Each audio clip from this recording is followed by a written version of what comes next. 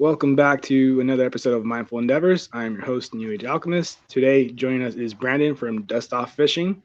Really quick before we go into discussion, as always, we are not mental health professionals. We're just here talking about the topic of mental health and the outdoors, and to see if we can establish connection in terms of like the outdoors being as a way of de-stressing, decompressing ourselves, and also we encourage people to seek help if they need it and to keep the conversation going around mental health.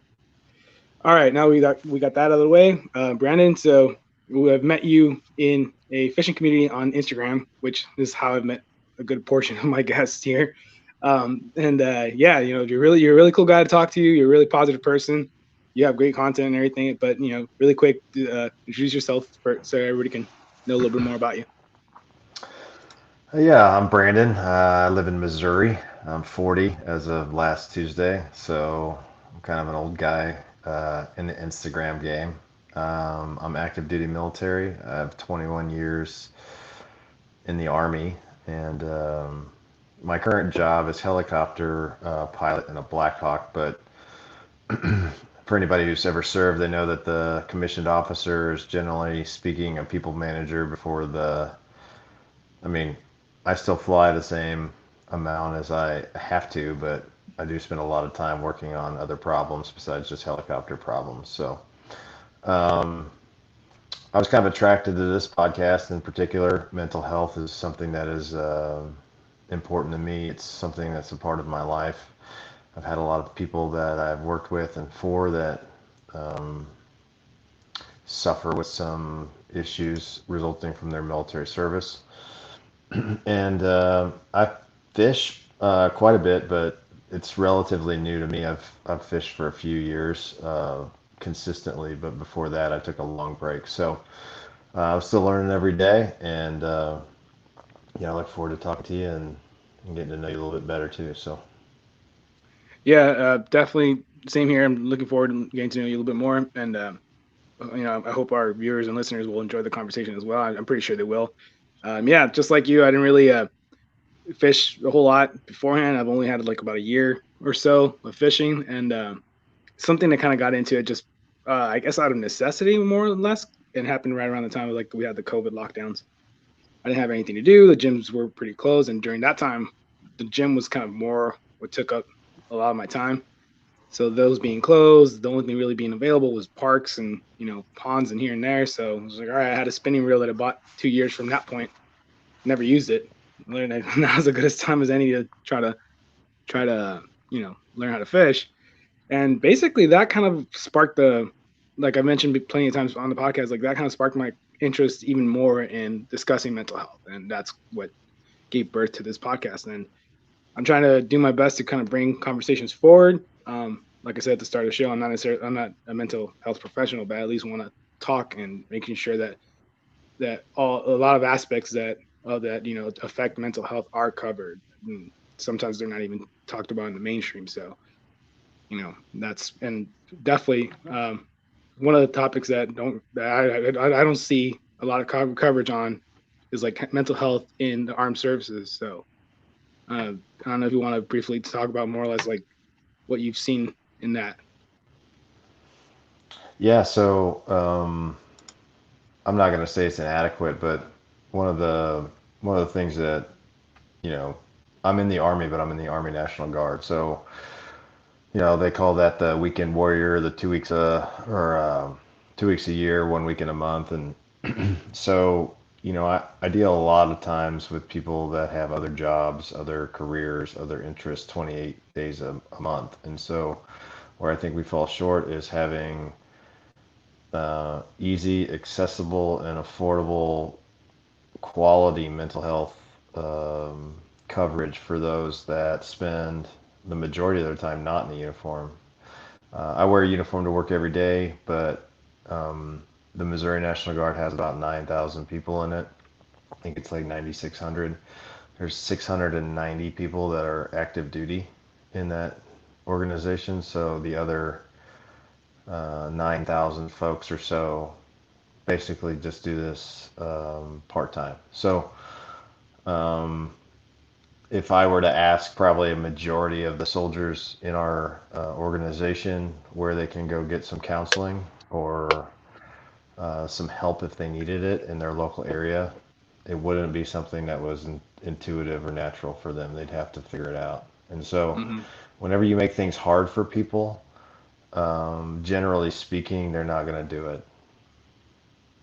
Yeah, there's a parallel to the homeless problem in LA with that because I mean, I think in the '80s the mental health resources in LA were starting to get shut down. So right around that time, that correlated with the increasing homeless population, and I do think that mental instability probably attributes to a lot of that. I mean, you have different factors for homelessness, but I think that also contributes to it. And it's one of those things where, like you said, like if you take away the access or the resources, it's harder for somebody to figure it out on their own. And that's kind of one of the things that I don't like that we don't talk about a lot in terms of like the news, health, all that stuff. It's just where can you find these resources? Where can you find information, whether it be on the internet? Like, I mean, at least we have the positive of having the internet, the accessibility to that because we can start googling. But even then, like we don't, there's not like a specific refined search, so we can go like, okay, go here, do this, and then a lot of times like somebody might see a person that's walking and acting what they assume is normal, but in reality they don't know what's going on in their head or what's going on in their life and what is affecting them specifically. Nobody understands that, and a lot of times we don't even take the time to really understand that. So it's kind of an issue that I kind of take to heart as well. And just something as simple as just saying, hey, have a nice day, to somebody that you don't even know. You might have just brightened that person's day, and that might keep going to somebody else that they talk to, somebody else they run into, and you never know. Yeah, so yeah, you're kind of talking about the trickle effect. I think I think when we talk about at least I try to figure out what my role in that is, and generally speaking, when things get to me, they've gone through multiple levels of leadership before I find out about them. And so, what I feel like kind of my major role in this whole mental health awareness, suicide awareness type of game is one, I want to I want to make it okay for people to ask for help or to need help. And I think one of the ways I can do that is just to explain to people that I've had issues with my own mental health. I've had, in fact, I had a therapy session this evening for an hour and a half. So um, I want to make it okay for them to ask for help, and then I want to provide the resources that I can provide in the most easily accessible way that I can provide them so that people can have them if they really do feel like they need them. Yeah, that's good. And I mean, like I said in the start of the show, like you're definitely a positive person. So I know that you're trying to spread the positivity, and I think that's huge in terms of like destigmatizing the fact that people think that asking for help is going to make them look weak or something when it really shouldn't. I mean, Yeah, and there's a difference, I think, between happiness and positivity. hmm So when you talk about me, for example, I mean, there are days where I feel less happy or less positive. And I always just tell people whenever I'm feeling that way, I just would rather be silent than be negative. Or, um, I might just take a rain check for that day on my positivity. But that's okay. I mean, I think at the end of the day, you kind of have to realize and understand how you feel. And you don't avoid that.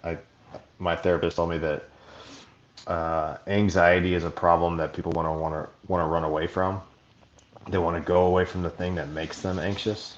So, like for example, if something in Instagram makes you anxious, then you just avoid Instagram instead of actually getting in and solving the problems. Kind of like how exposure therapy works. But I think it's just important that if you're gonna be on social media, you kind of have to understand what it's about, and sometimes it's definitely can be a resource, but if you use it or perceive it in the wrong way, it can definitely have a negative effect on your mental health. yeah, the way you consume it is really important. How do you how do you specifically prep yourself when you go into that kind of space? Because I know, for me, like you said, like when there's days that I don't feel as happy, like I'm kind of like you. I just don't post anything, or I mean, I don't know if that's what you're referring to, but I'm assuming that's what you're referring to. Like recently, I had a friend, a childhood friend that passed away. He was actually murdered, so it was not that like kind of like easy going, I guess. But I just kind of stood just because I needed to process all that. Like I just took like 3 days off, 4 days off. I mean, it wasn't really like one of those things where like, oh, I'm gonna take this amount of days off. It was just like when I'm ready, I'll come back. And luckily, it wasn't really too long of a time. But like, but when I prep myself to like to be in that space. Like the very first thing that I keep in mind is that I'm gonna put out whatever it be, content, a positive message, whatever, and I'm not gonna expect anything in return. Like I'm gonna put it out and I hope that at least one person can benefit from it. Even like with the captions and stuff like that, like I do my best to at least either make people think or make people laugh. And with that, I'm happy. Like I don't have to necessarily know, like somebody who doesn't necessarily have to validate and saying like, oh, this made me really laugh. It feels nice, sure, but as long as if it affects them in a positive way, I'm happy and I don't have to get anything in return. That's one, and then two is just the fact that people are always gonna. It's easier, like you said, to be negative than it is to be positive, right? So I have to understand that going into it. But what do you do to kind of like mentally prepare yourself for that? Yeah, so one of the things I've done recently is I hide the like count. So the only person that can see the likes is me. And that kind of puts me in a positive mental space because if a post isn't doing as good as I thought it would, then I can take from that post what I wanted to take from it, which was what do people like and what do people not like. And Mm, I can for I can basically suffer that, I wouldn't say failure, but I'd say I could suffer that, setback privately and not in public, because if you have a post that doesn't do good, it does, that's there for people to see.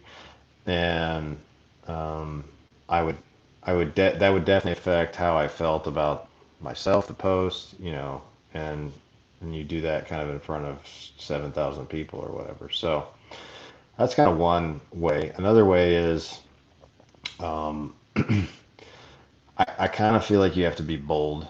And what I mean by that is you have to be who you are and a true representative of yourself. And sometimes it's okay to go on a post and say, hey, look, uh, I don't have anything really witty, funny, or cool to say today, so we're just going to put this out here for you guys to enjoy. I hope you enjoy the content.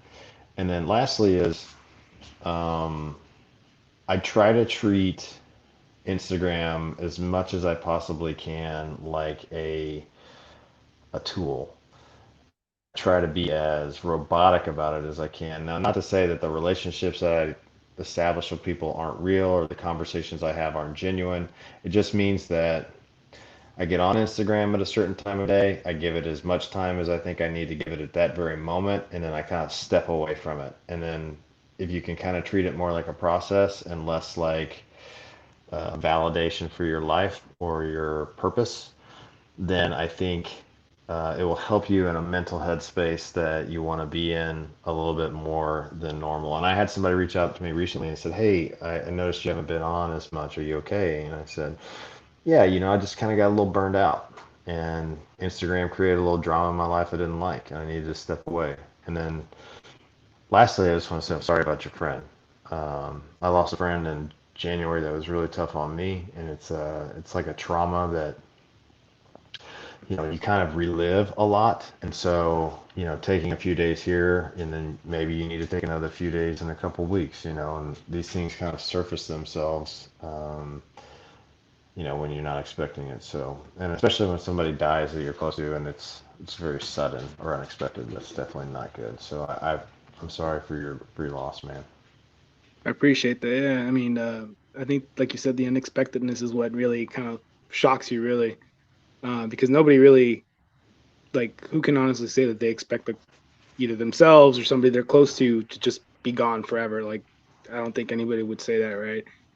So, um, and yeah, like I think I remember that you did make a post at one point where you were saying that you were going to take some time off, and that's completely respectable. I mean, like respectable because we all need our time, to heal from whatever, or just kind of like you say, if you got burnt out, like you need some time to recharge those batteries. Because I mean, I've personally I've seen that sometimes like you said, like getting caught up in the like count, like when it's public, might get a little bit more pressure because I mean you never know who like who's judging or whatever and all that stuff. Because I have also hid my like count as well, and I've gotten some not backlash, but I've gotten some messages saying like, why don't you like release the like count? I want to see how your post is doing, and it's from people that I talk to normally, so it's not like they're haters or anything, but it's like, no, I don't want to. I just want to keep that to myself. Like whether it's doing good or bad, I just want to keep it to myself, and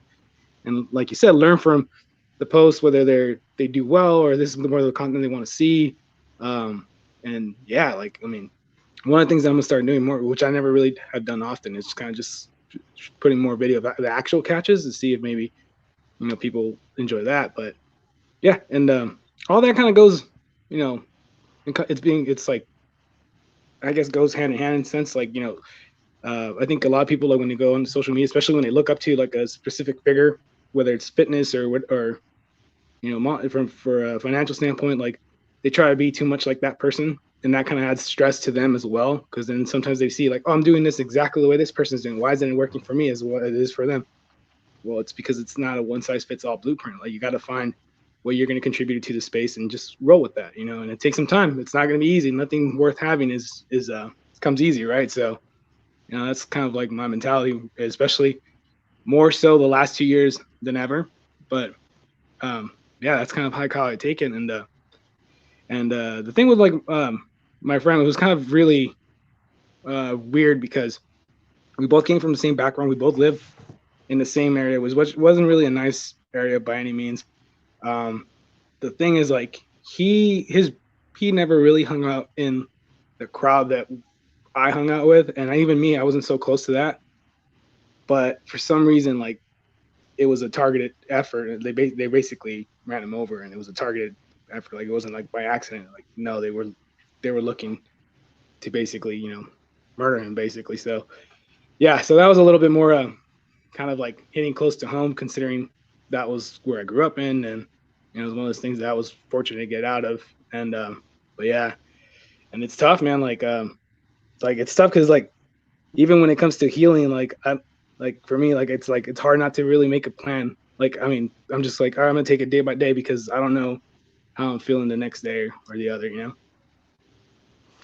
Yeah, so mental health, I think is like a weight loss journey. So,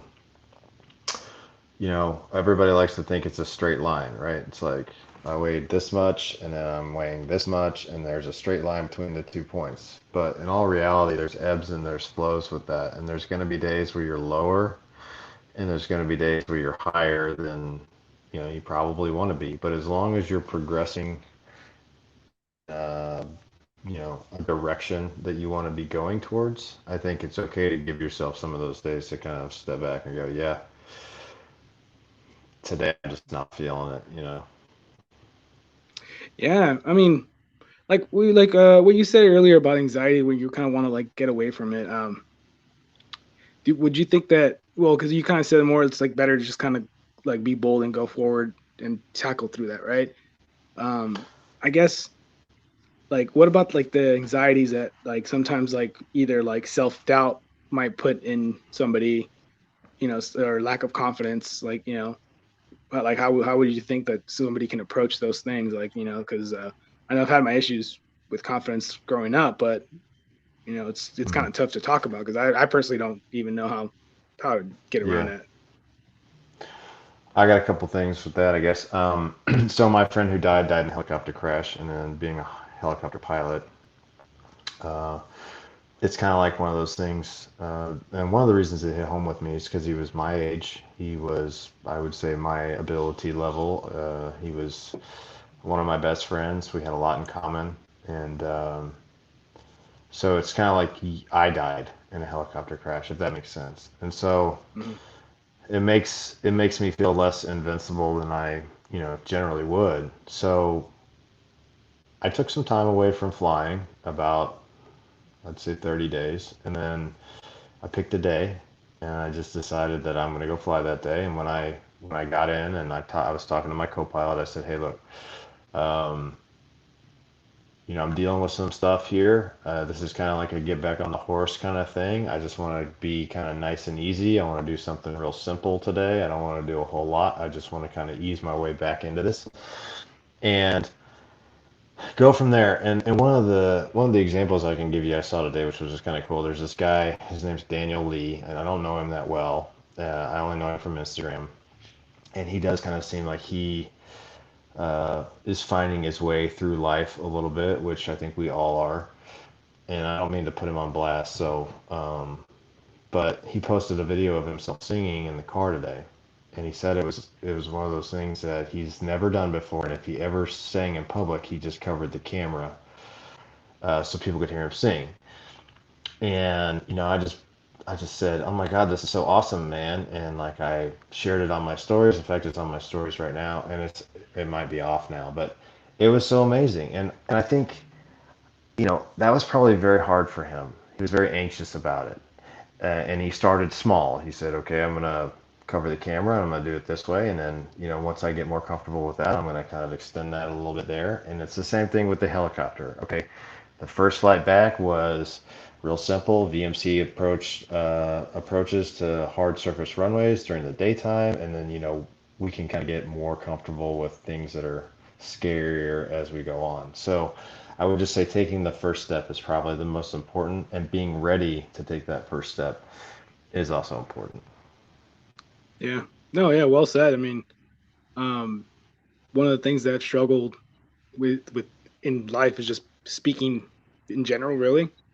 Um, I mean, yeah, I have my family, I can speak to them, but like just having conversations with people sometimes like not even looking at them in the eyes, like it was that bad. It was that bad. Like it was just and that was one of the things I was just struggling with confidence. And it's kind of a some of my friends that have known me for a lot longer, like since like high school, like when they kind of reach out and like, oh, you're gonna do a podcast? I'm like, yeah, you do realize that requires talking to a camera and talking to people, and then people are gonna be listening to you, right? Like you realize that, right? I'm like, yeah, yeah, I kind of set myself up for that one, but you know what? I have to do it because like if I like I'm not saying that like I feel like my role is to talk about this, but I personally want to do this because it means a lot more now, especially with COVID hitting. I mean, stuff around mental health was already bad enough as it was. Like you're talking about like teen suicide attempts, the mental health with vets, bunch of different things. It's multifaceted. So I just had enough really, and it was just the drive to really, at the very least, do something like this to like help, fight against that. Like, if you want to put it that way, that drive was more than the fear of actually talking on the camera. So even though my first episode was a little bad, like just because again, like I'd never, I had that fear of speaking to people and speaking on a camera and everything. It was a little rough, but like 6 episodes down the road, and I got a little bit more confident, and I think I'm doing a lot better now than from when I started back then. But for me, it was like it was to a certain degree, little by little, but the first step was the biggest step for me, which was to actually launch the podcast. So that was the big step, and yeah, and like I'm hoping that people enjoy it.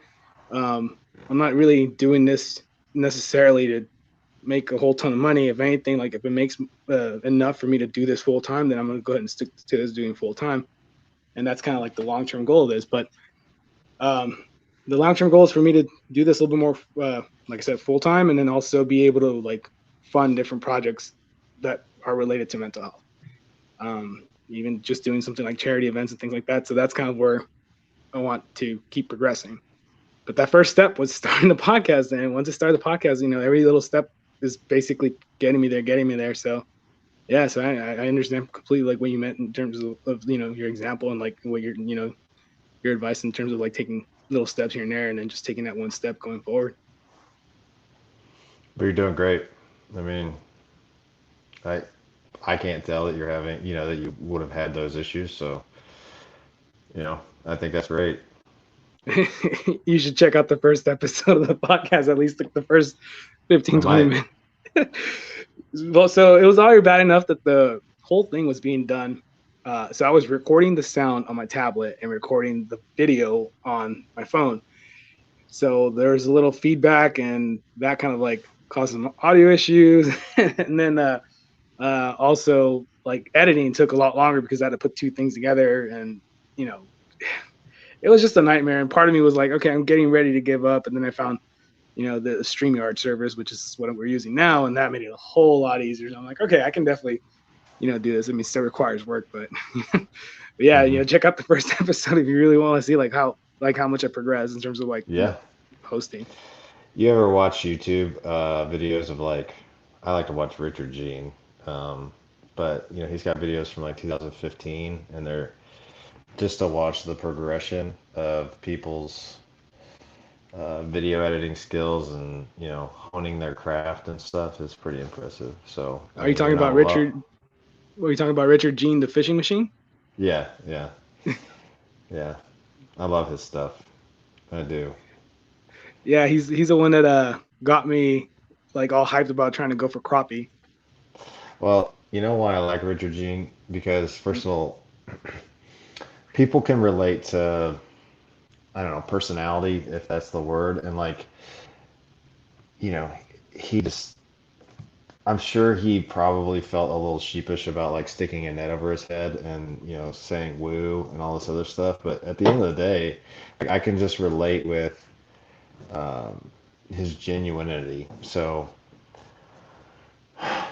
he's a really good fisherman, and he's got some good techniques. Don't get me wrong, but and I enjoy watching that part too. But just I kind of can feel like I can relate to him. I think that's what people just want to do, whether that's on a podcast or on a YouTube videos. People want to connect, and so most of the time, people that commit suicide or are depressed don't feel connected either to the world around them or the people they're in relationships with. And so Yeah, it's important to be able to connect as human beings to other human beings in some sort of way.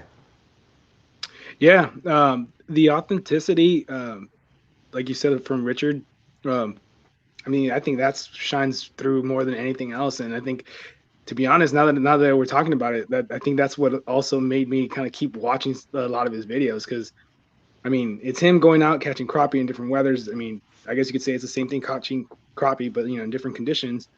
Uh, but it's just the fact that it's like okay, he seems down to earth, very authentic, very genuine. That's what makes me kind of keep watching it. Like I personally never liked reality shows because I I knew they were not authentic at all. They were mostly scripted. Like one of the shows I hated the most was the what is it, Jersey Shore. Me personally, I know that might like offend a lot of people because a lot of people did like that, but I just didn't like it. Like it's one of those things where to this day I can honestly say I did not watch a full episode of the Jersey Shore ever. I watched part of it, but then I was like, no, I gotta shut this down. I can't do this. But and I think along with like being authentic, because I do think being authentic makes it easier to connect with somebody else. But on the other side, we need to have a little bit more patience in terms of getting to know somebody. Because I think patience is one of those things that we're losing, and we're losing really fast. Because I think that contributes to our attention span declining. I mean, when you look at just like the perfect example is like when you look at like sitcoms in the '70s, the whole theme song would play for like 2 minutes, and then where like nowadays with we have Netflix where it's like skip what is it, the opening credits, you have that little skip ahead thing, and a lot of people skip ahead because they won't even be bothered by like wasting like 20 seconds. So if we have more patience, it's easier to like sit down for like I mean a few minutes, maybe an hour at the longest, like to really try to get to know somebody. And even then, I mean, you're not really going to get to know them completely, but you can at least have a better understanding of somebody and connect with that person. Where nowadays we don't have that same patience to actually try to connect with people. At least that's what I think. I think that's fair. Yeah, I mean, the good thing though is like one of the things that helps me keep going is looking at some of the positives. And for me, the positive of Instagram is like we have a fishing community, and that's how I got to meet you. That's how I got to meet a bunch of other one of our mutual connections that we have in the fishing world. And it's great. Like honestly, we get to share something we like to do, like to fish, and like you recently posted that video of like catching the flathead on a 6 pound line, which is I thought was pretty cool. And I was just like, holy crap, man, that's awesome. There's Yeah. something about the sound of drag screaming that just gets everybody going. Yeah. I My I've watched favorite that video like 10 times, I think. I think I watched it multiple times for sure. I know. I don't know. Like, because it was when I first saw it, when I first like commented, I watched it like I think 2 or 3 times before I wrote the comment, and I was just like, yeah, because that's that sound, man. Like, I mean, personally, I like it from spinning reel a little bit more than a baitcaster because it just like sounds like more of the gears just going and just Yeah. and then when you're like setting the hook, you can still hear it. So I will tell you, I did take some F-bombs out of that video. I got some feedback on a podcast one time where I cussed too much, so I'm just a little sensitive to that, not because I necessarily care, but I definitely want people to feel comfortable watching, a Mm, video.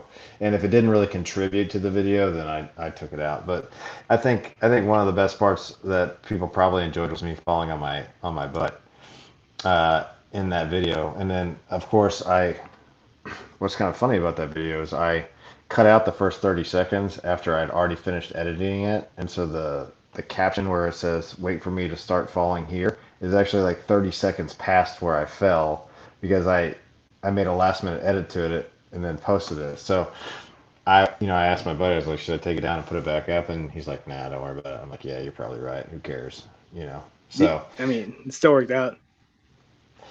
but that's kind of the part of the Instagram stuff that we were talking about, right? Like, what does Instagram contribute to your life? And it's different for everybody. So, and I don't necessarily expect you to answer that, but um, that's what you want to take when you said how do you prepare yourself mentally for whatever your day getting in Instagram is. You think about the things that you enjoy about it, and you focus on those, and you try to get those things out of it, and then the things that you don't like about it you try to avoid or limit as much as you can.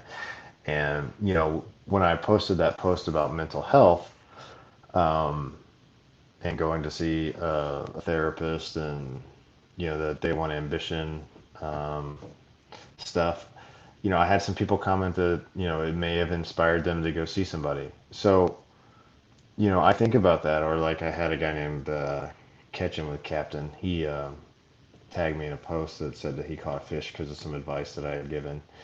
You know, I saw so it in your story. Yeah, so what I take most pride in Instagram is helping people or inspiring people to um, whatever level of greatness they aspire to. And if I can help in like some tiny way along that journey, that's what I'm going for. yeah. I mean, basically, like the catalyst effect, right? Like, if you can be a catalyst for somebody, you know, helping themselves, enriching themselves, both mentally and spiritually, or because I think the outdoors is kind of a spiritual connection that you have with the outdoors. That's what I mean by enriching yourself spiritually. I mean, if you can be that catalyst, then it definitely makes the world a better place, even just a little bit, right? And the small changes eventually will become big. They'll accumulate to something big. And I think going back to the concept of patience and having that attribute, I mean, it's all about being patient and cultivating the fruits of your labors, and then the harvest comes and you'll see it. Like it'll be there. Um, and I feel like we definitely need more of that. I 100% like feel like that's what we need more of that. And like you said, like we have to take the little bits and pieces of like the interactions that we have on Instagram and build off of that. Like the stuff that's worth building on that can create a solid foundation for inspiration, for you know uh, helping people be determined to do something.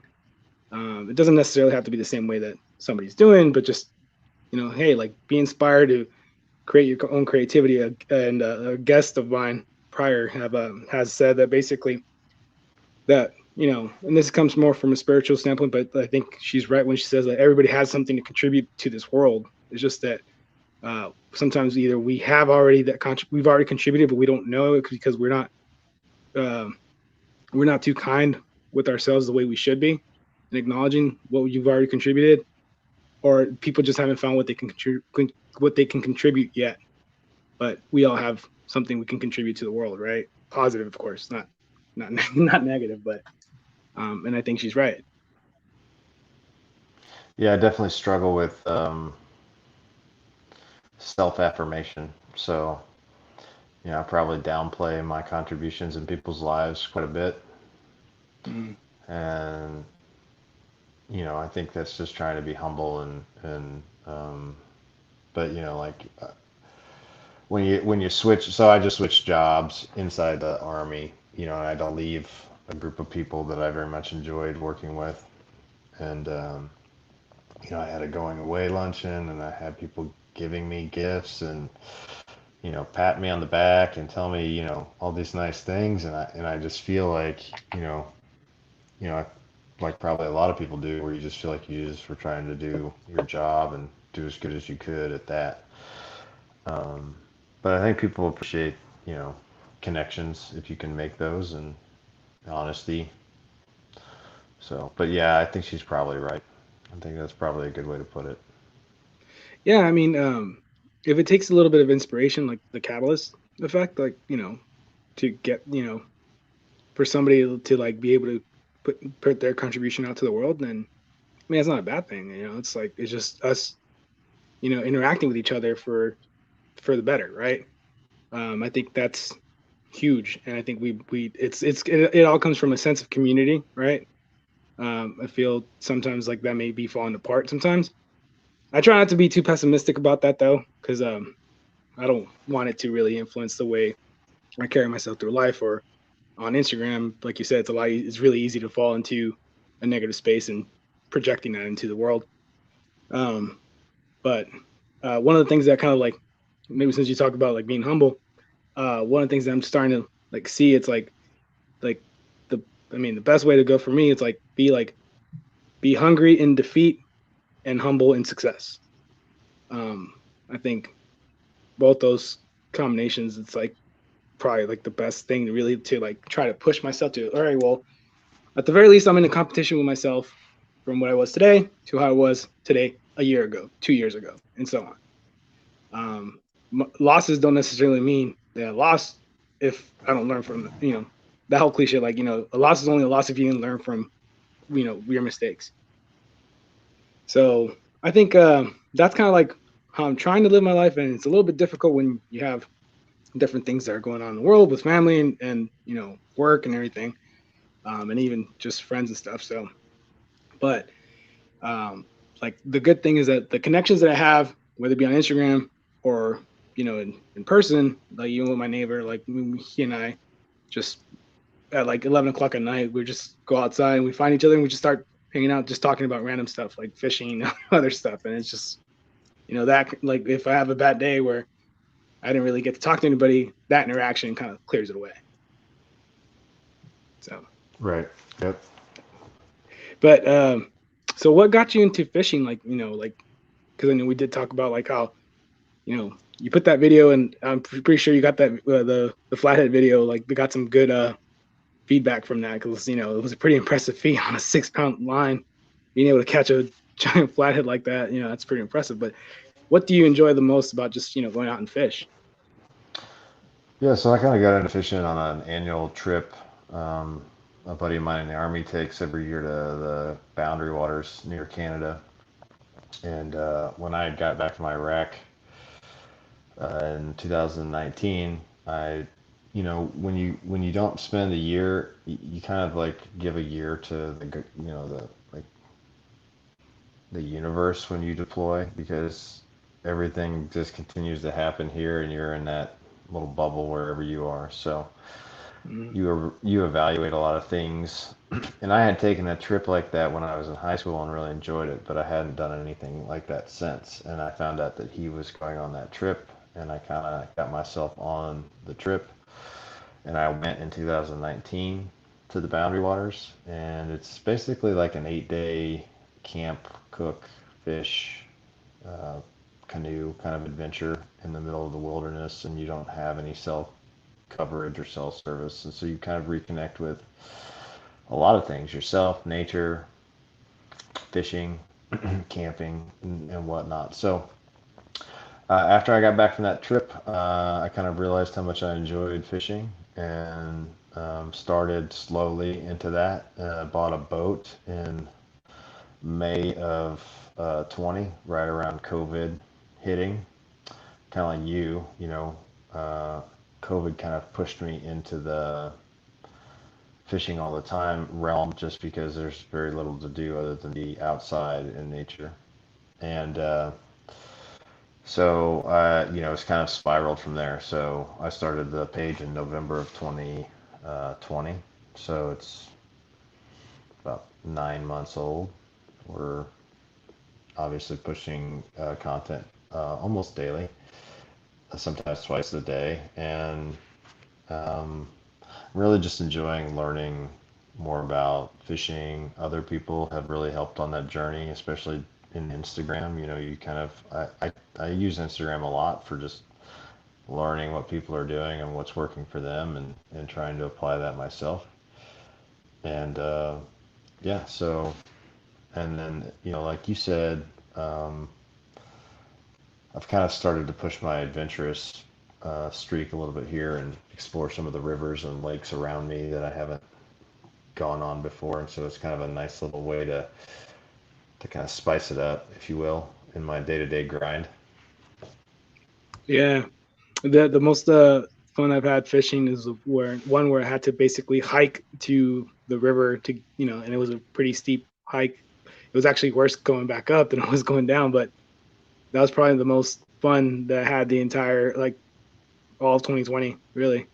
And I don't know, it's just for me fishing, just being out near the water. Like I lose track of time so easily. Like it's ridiculous. Like some of my friends joke about me being late and to certain social events, and it's usually because I've been fishing up until like 9 p.m. Like, Can you hear me? yeah. Lost you. Is it me? Oh, you lost me. Can you hear me? You got audio? Yeah. Well, dang it. I wonder why I don't have audio. um, Can you hear me now? yeah, I can hear you. Can you hear me? You kind of froze right now. How about now? Yep, I can hear you. Got me now? Yep. What the hell? Okay, can you hear me? Hmm. Bear with us, guys. We're having a little bit of a issue. We're gonna get back up as soon as we can. Can you hear me? Still got nothing. Hmm. Are we good now? I can hear you, or you can Uh, hear me, but I can't hear you. you can't hear me. No. Hmm. Okay. Hmm. Yeah, I Hold on. just Let saw me you mute unplug and then and let unmute. me unplug and unplug myself.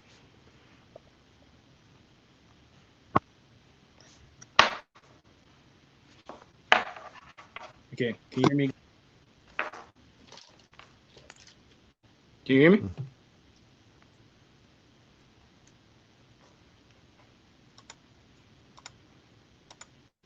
Hmm.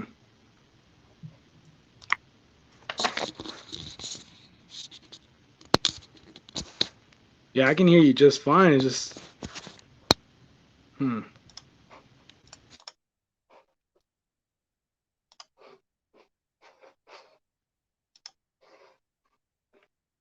Now your camera's no. Now I can't hear you at all. You can hear me, but I can't hear you now. Yeah. Now I can't hear you. Yeah. Oh man, this thing's a mess.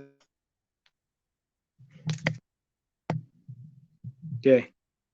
Try it now. Oh, you're muted.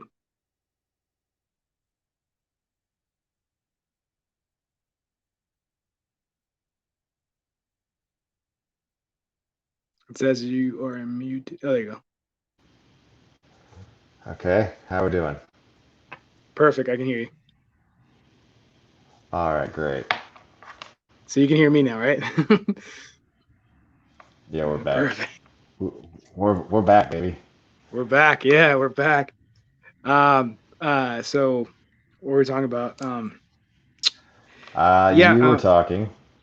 yeah. Let's see, what was I saying? So, um, what was I saying? Oh yeah, like one of the happiest or the funnest days I've had out fishing was with going on the hike.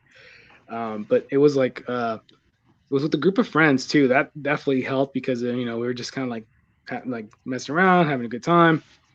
We the hike itself took maybe like about 40 minutes to an hour, and then we fished for like three hours, and it all before we knew it, the sun was coming down. So it's one of those things where it's weird because like and growing up, I always used to think fishing was boring. And even though I never tried it, my parents never took me fishing because they weren't outdoorsmen. So I always had this bad perception that it was just throwing a bobber out with the worm and waiting for it to be bitten. You do nothing until then. But even recently, I've come to discover that even that for me is kind of fun, and I do enjoy it. And especially now that I got more into reading books, when I bait fish, I just read books and I put a little bell on my rod and just wait for that to ring, and then boom, like and what was it this past Saturday? Because I've been on a carp hunt for like I don't know the last 3 weeks. I finally hooked a carp, and like that was the first time seeing my rod just bend entirely down. And just I never realized how mean carps can really be. And yeah, I was getting it close, and I'm like, all right, cool. It's like literally 3 feet away from the bank. I'm like right there, but then the rod holder got stuck to the rod, and so I took the entire rod holder with me, and I was barely able to grab it because the rod holder was pretty weird, and I couldn't get proper leverage with the rod. Hmm. But I was trying my best just to set the hook and everything, and then when it was close to the bank, and that's when I decided, all right, I think I can try to take the rod off, the rod holder off. And I was busy trying to do that, and all of a sudden it starts fighting again, and it unhooked itself. And I was just like, no, like, I was just like kicking myself, threw my rod all over the place, and I was just like, damn it. And yeah, but even then, I was still pretty fun. Like Yeah, I think I think I remember the day that you're talking about, the day where you had the hike. yeah, Were you like standing on a tree or standing on like a waterfall or something? yeah, that was it. Yeah, yeah, it's pretty cool. I've never caught a carp. Fact, fun fact for you. So you and me both. Oh man, I haven't obviously I haven't caught a carp yet, or else you'd see it on Instagram. But but I managed to fight one, and oh, it's the toughest fight I've had so far. Uh, just that adrenaline rush, man. Ugh. I once hooked into the back of a spoonbill with a jerkbait, Oh wow. and it was like a 30-pound spoonbill, and I fought it for an hour, and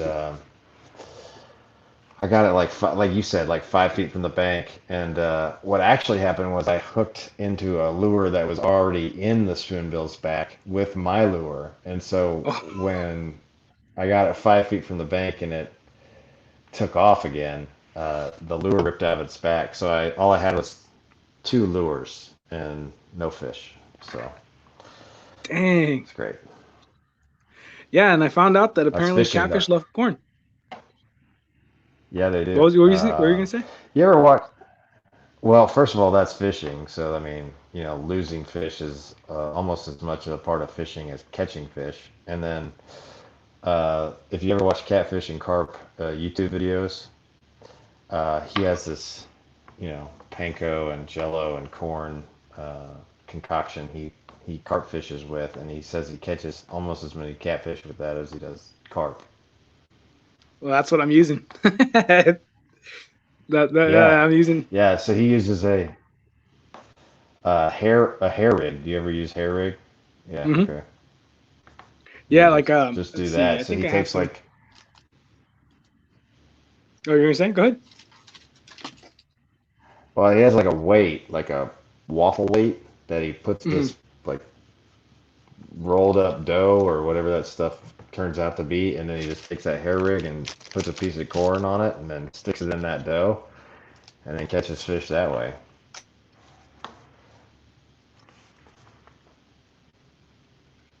So Yeah, so I don't yeah, have exactly. the yeah I don't have the weight feeder, like the heavy lead thing, but This is what I use to basically put the paste on there, the little spiral thing. Then I have my fake corn right here, which floats, and then I have these little pre-set up hair rigs that like these are already Okay. set up. Yeah. So they're I basically just cut off the Well, it part where doesn't look like it's going to be long. no, no, not at all. Well, the good thing is that it ties to the bottom, right? So once it ties to the bottom of the little method feeder, it's only like maybe like 3 or 4 inches long. And then, I mean, that's more than enough usually just to kind of like stick it back into the dough and then just launching it out there. But catch a lot of bullheads with those because it's the bullheads that really love the corn. And I even put a couple kernels on the hook, so they just go for it. And it's like that's why like you saw that bullhead catfish with the angle with the the fake cork sticking out of its side because it just straight up went for it. Yeah, man. Yeah, That's what's great about fishing is it can be almost anything you want. yeah. One of the things I do like is that, I mean, obviously there's a wrong way to work like a certain type of bait, like in terms of technique. But in terms of how you want to fish, you're free to fish however you want, really. Like, like that's the awesome thing about it. Like, there's basically almost no bad way of fishing as long as you catch fish, right? As long as you're not foul hooking them, which tends to happen even with the most experienced anglers. But that's just like you said, part of fishing. It happens. You can't really control that a whole lot. Most of the people that I've seen have catching carp, at least the ones that the accounts that I know of, have caught them by accidentally foul hooking them, not necessarily by targeting them. So yeah, so Yep, I mean, I'm close. I'm close to catching that carp. I know you are. But yeah, Tag me, yeah. I mean, tag me, tag me when you catch it. absolutely. And then if I catch a catfish bigger than the flathead you caught, I'll definitely tag you on that one as well. I like it. Speaking of that though, lately I've been throwing crappie jigs like with my ultralight, St. Croix rod that I bought specifically to catch, just slabs of bluegill and crappie. But I've been catching a lot more bass on that than I have bluegill and crappie, which is kind of it's not annoying, but it's weird in the sense that that's not what I bought the rods for, and that's not what I bought the tackle for. But like the other day, the same day that I hooked the carp but didn't land them, I was like, all right, well I hear this place has crappie. I'm just go see if I can catch something. I threw this little like tiny 1/8 ounce jig with a red and white grub, and then all of a sudden I feel like just a thud, like strong thud, and I'm thinking, dang it, it's either a turtle or some kind of tree branch or rock or something. And I'm pulling on it, and all of a sudden I see the line moving around like it's swimming, and I'm like, oh, okay, I caught something. It was basically a 2.5 pound bass, and I was just like, dude, like, and then the fight of the 2.5 pound bass with ultralight tackle is just fun. So, I mean, I would imagine you'd have that Yeah, same. I went I went fishing in Arizona with this guy, and we went to this lake, and I'm throwing everything I can think of to catch bass, and I'm catching nothing. And he was throwing like I think the trout magnets are 1/64 ounce trout magnets, and he's throwing trout magnets to catch a fish. And so after his like third bass of catching him on trout magnets, I reluctantly switched over and caught a bass on my first cast. So sometimes you just never know, you know. That's why it's called fishing and not catching, because you just never know what they want. Yeah, sometimes it'd be like that, unfortunately, and bass are just like people. Sometimes they're very finicky. Sometimes they just don't give a crap and they'll go for whatever. You know. Yep. So I definitely learned that through my year and plus months of experience fishing. So it's like, because even when it's cold or when it's hot, they're just like us. We don't want to do anything because it's too hot, too cold. So I actually do a lot of my crappie fishing in the winter, because crappie like to stack up on trees in the winter and they're not so suspended or spread out, so I can find them Mm. easier.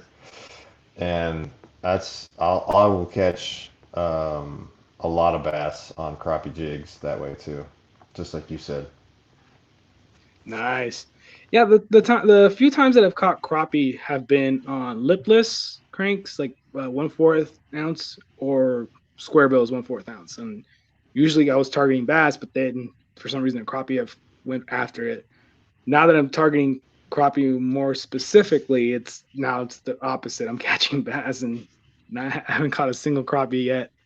But what was it yesterday? I think either a bluegill or a crappie bit into it, and I pulled on it. But I was just like, oh, if it's a crappie, I have to be really delicate because they have really thin mouths and stuff. And it got away from me. I was like, I don't even know what it was. But yeah, Mm-hmm.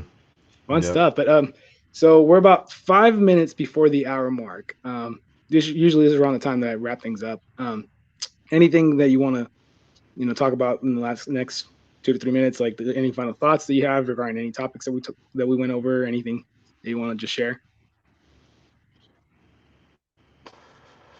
No, man. I mean, we kind of covered all the bases as far as I think what we wanted to talk about. If you guys are interested in, any sort of mental health awareness, especially for vets, veterans fishing, post some stuff sometimes about, the effects and the social societal norms of opioids versus medical marijuana, which I thought was pretty interesting the other day. Day One Ambition talks about suicide awareness.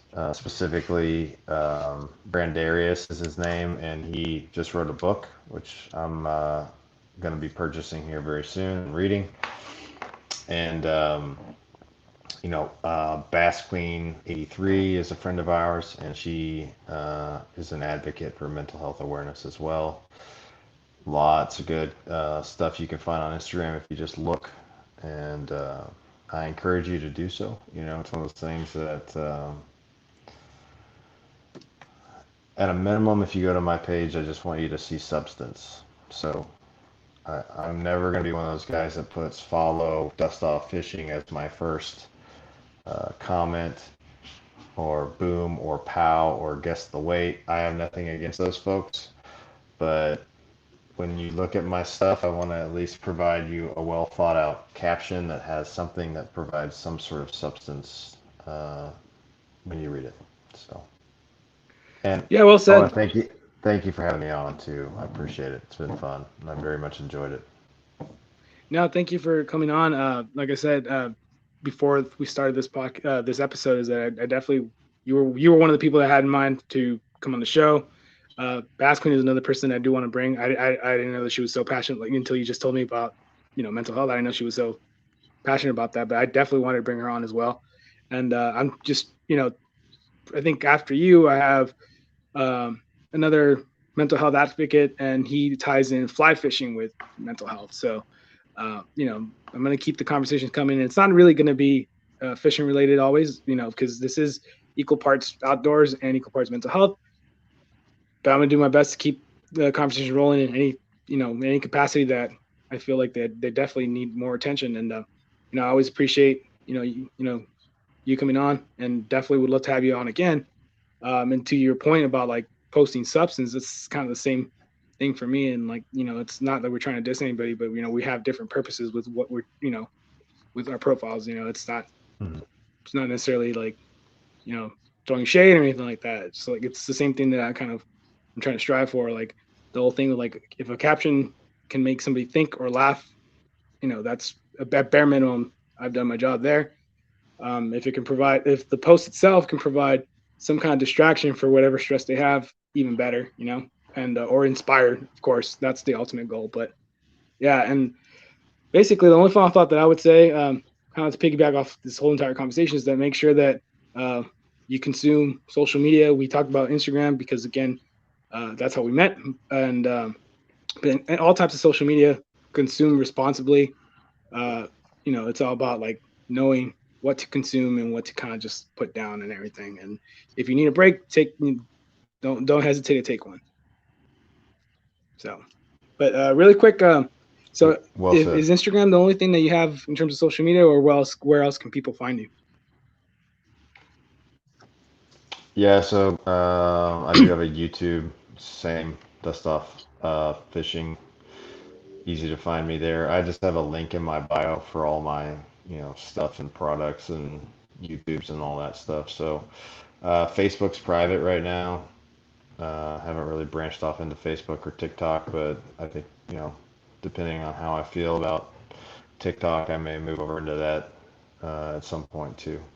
Seems like the algorithm really likes TikTok videos and Instagram, so I may have to do that just out of necessity as far as, you know, reach. But yeah, just the YouTube and the Instagram right now, and I've got a list of companies that I support, and you can check those out there too. So Awesome. Perfect.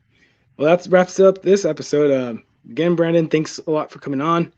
The people that are still listening and watching, thank you for sticking around, including, especially with the technical difficulties that we had. But I appreciate you guys listening, and I hope you guys enjoyed the conversation as much as we did. And we'll see you guys soon. Brandon, really quick, thanks, just Al. stay on before when I stop the recording. Okay. All right. See you guys. Bye.